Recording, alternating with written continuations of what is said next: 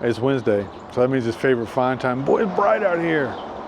It's a little too bright for me, actually. I'm not a fan of the sun. You know, we have the technology. I don't know, we haven't gotten rid of that thing yet. But anyway, with that said, this week's favorite find comes all the way to us from Maryland, from Big Wave Dave, which, by the way, I like that name.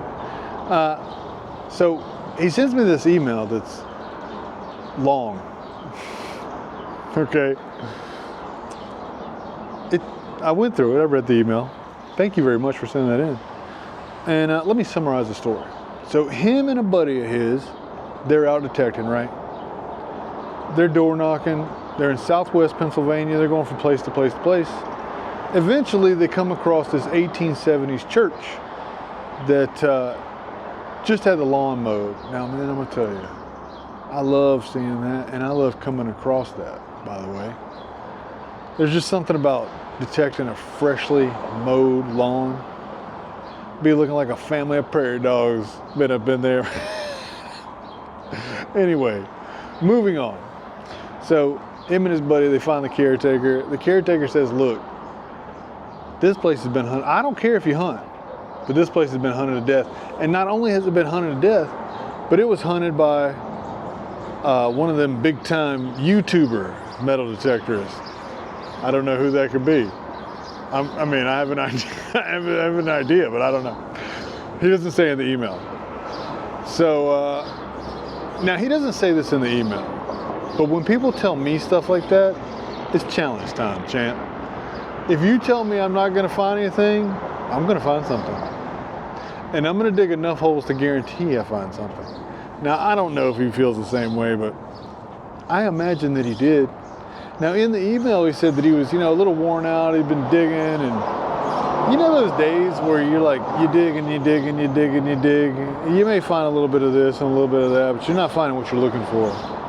There is a certain level of base treasure needed to like satiate this thing, whatever it is. And I'm sure you guys know what I'm talking about. So anyway, he gets to swinging. He gets a faint repeatable, okay? He's with his Manicore. The thing's hitting 50, just a bare whisper. So he digs down. He gets a little past a foot, and you can see a rim. Well, he plucks it, and look what it is. It's a 1749 British halfpenny. That's King George II right there. And look how pretty it is. And it's got a date. Now, in the email, he says that this predates his oldest coin by 100 years.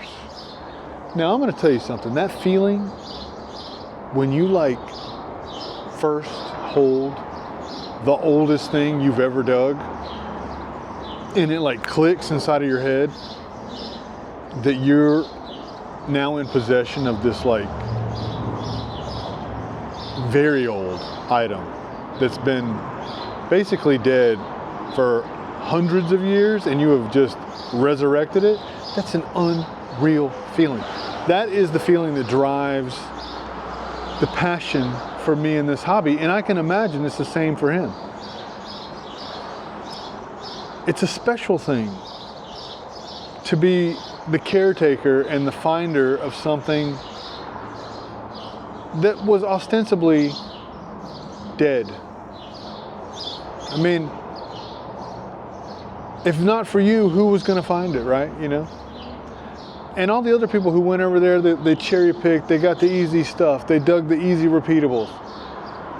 But you got the thing, you got the hard target.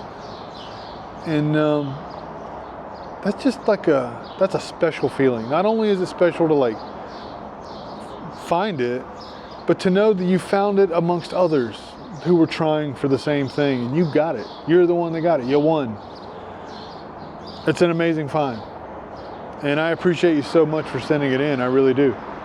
Also, by the way, he said that they were with the Laurel Highlands Searchers Metal Detecting Club. I hope I said that right, because I'm not reading the email, and I don't have the best memory.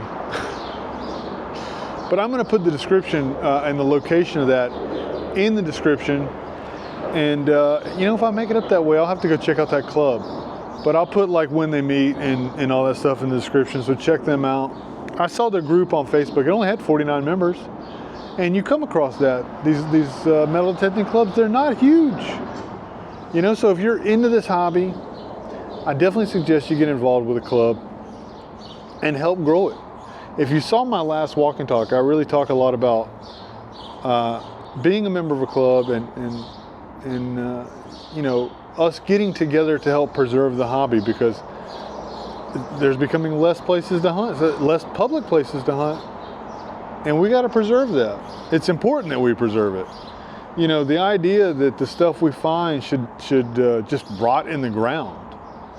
Now think about that. There are plenty of people out there that solidly believe those should just be left in the ground. That makes no sense. A lot of the stuff that we find